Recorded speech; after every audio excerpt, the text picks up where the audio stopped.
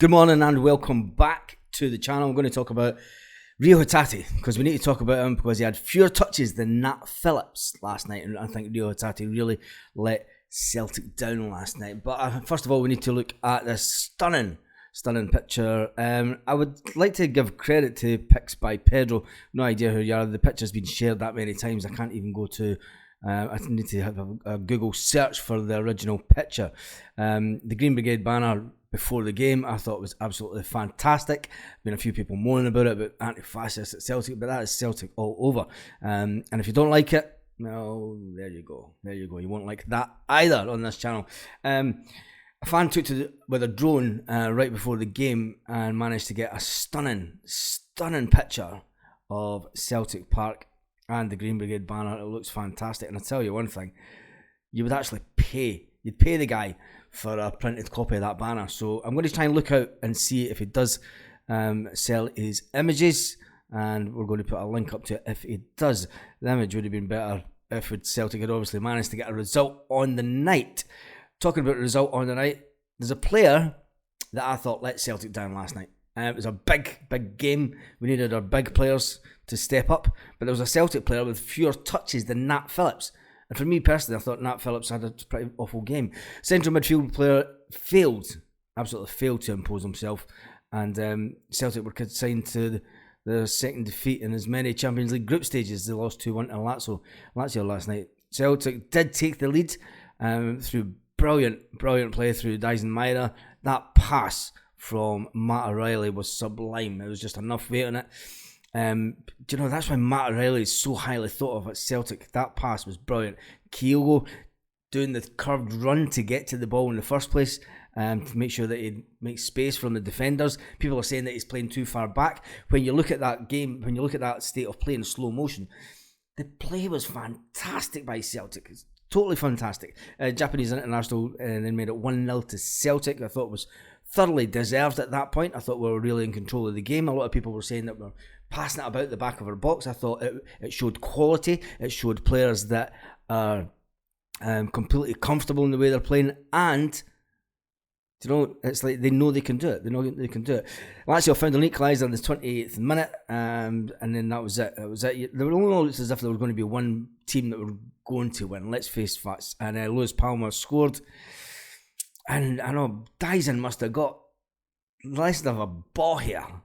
Less than a ball here actually caught on it. But near post was ruled for offside after a VAR check. I'm not going to talk about the rest of the VAR situation because we did that in the live last night. If you want to go back and watch that, I'll put a link at the end of this video. Brendan's Rodgers side were basically second with a late goal. Pedro peeled off the back post to header it in the far corner. Heart was Joe Hart. It was disappointing, right? But Rio Hatate. We need to talk about Rio Hatate. For me personally, it's time to drop Rio Hatate. I got stick at the beginning of the season for saying in a game that I knew Brendan Rodgers would go with Turnbull.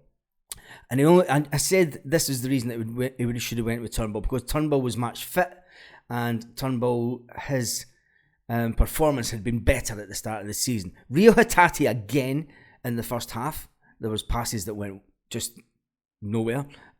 He only had 48 touches of the ball in 72 minutes in the middle of the park. He basically had 48 touches in 72 minutes. He failed to impose himself in play, and out of possession he was just terrible. Hatate had fewer touches than Nat Phillips. Nat Phillips had 69 touches of the ball.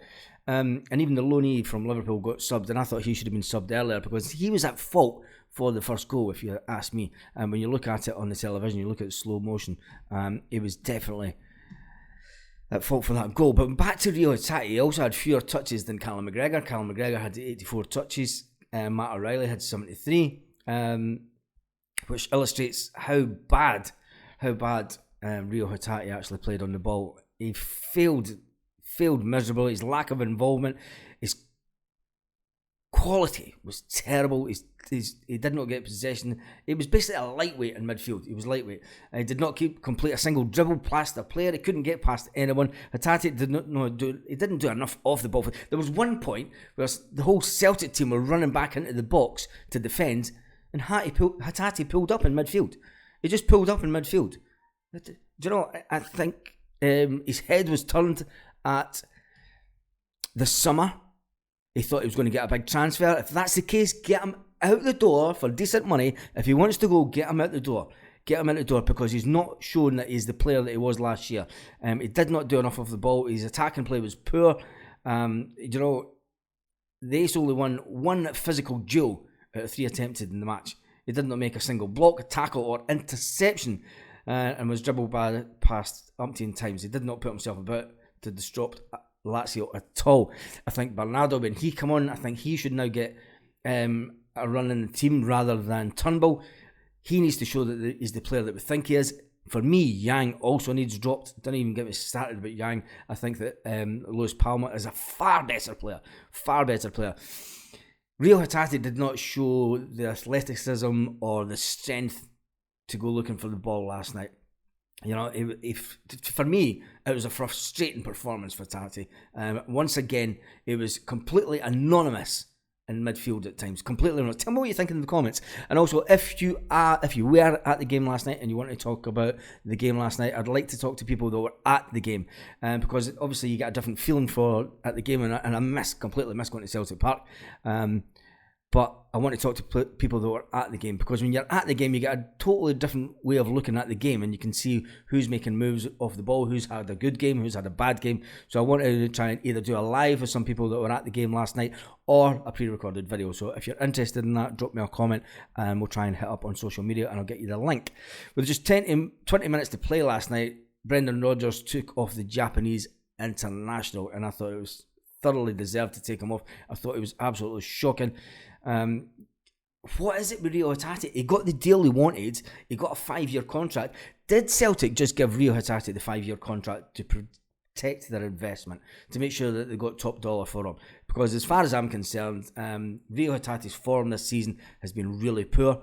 Last night was just terrible. If he wants to prove himself as a top player and get his move down to England, like he said, or Germany. It was England or Germany, he said during the summer. If he's going to go, he wants to go to England or Germany. He needs to prove himself at the highest level. And last night, he just did not do that. He did not do that for me. What an iota.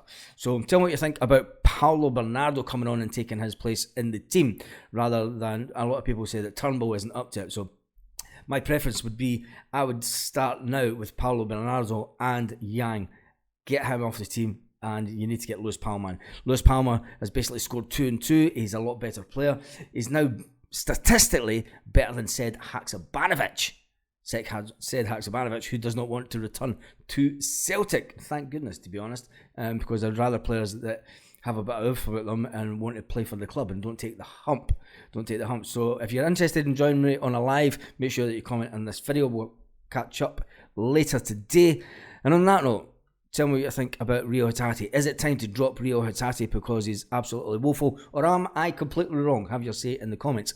On that day, have a fantastic, and for that note actually, have a fantastic day, Celtic fans all around the world, and I'll see you on live this evening.